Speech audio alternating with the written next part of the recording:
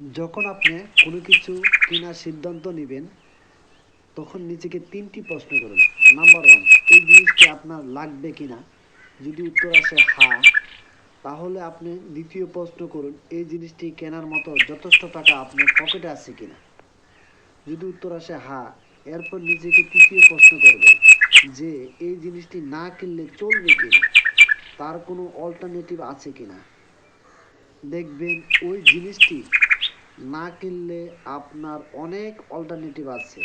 যদি অল্টারনেটিভ থাকে তাহলে ওই জিনিসটি কেনা থেকে বিরত থাকবেন। দেখবেন যার কোনো অল্টারনেটিভ নাই, এই জিনিসটি আপনার লাগবেই, তখন আপনি সেই জিনিসটি কিনবেন। নচেত এই জিনিসটি আপনার অল্প প্রয়োজন অথবা প্রয়োজন নেই, এরকম হতে পারে। তাই কোনো কিছু কেনার আগে নিজেকে ৩টি প্রশ্ন করেন। জিনিসটি কেনা বা না কেনার সিদ্ধান্ত নিন। পাশে থাকার জন্য ধন্যবাদ।